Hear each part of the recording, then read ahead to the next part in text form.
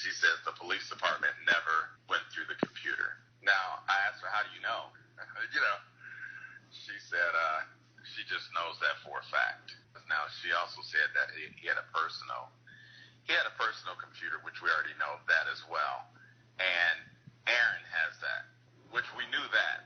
But he said he could not gain access to it. But as far as the cell phones are concerned, she said that his old cell phone was turned off and he was using his new cell phone.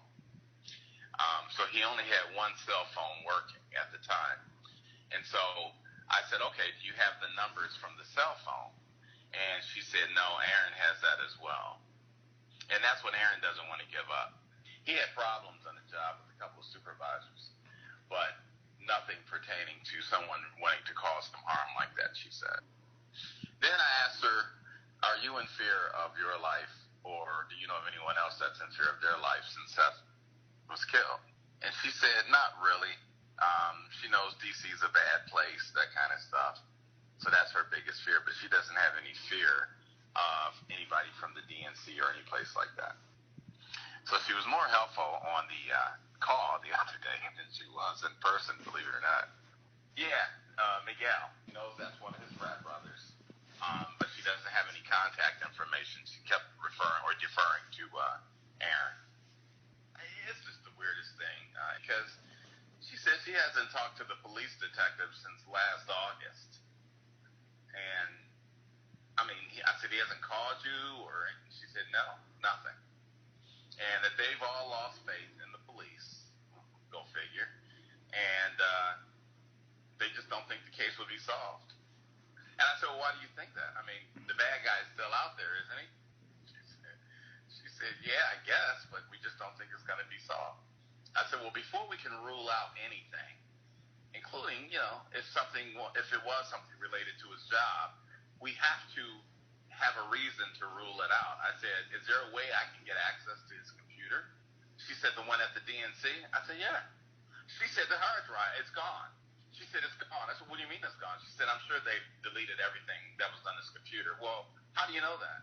She said, well, I don't know, but I'm just assuming they would. She said, because Aaron is a techie guy, and Aaron has already checked into that.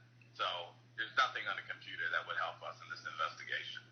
Those were her words exactly. Aaron is a techie guy, and he's already gone through those things. She told me the name of the building where the party was at that day, earlier that day.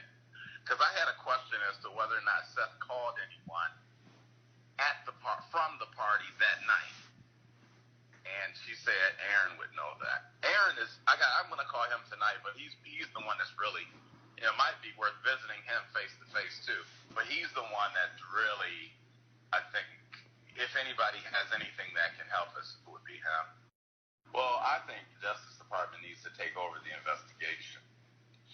That's what I think. And they have done that before. Anytime there's any, possibility that this could have some kind of be related to a federal crime, which obviously the murder can be considered a federal crime in D.C. But I think they need to take over the investigation, because I just don't think D.C. police are moving on this at all. And I'll tell you one other thing, too, and I'll just share this with you. When I was I told you I did that Fox 5 show this morning. Oh, it was dynamic. But what was even more dynamic is the anchor, Allison Seymour. She's beautiful. She said to me when I was leaving, she said, Rod, there's so much stuff we're hearing now about the DNC and how corrupt it was. She said, I hope you can pull all these things together. Just let us know what you need us to do. So Fox 5 DC is definitely on board. They know there has been a lot of shit with the DNC, a lot over the years, and I think they're happy. I think a lot of people are happy to see somebody's really taking a look at this.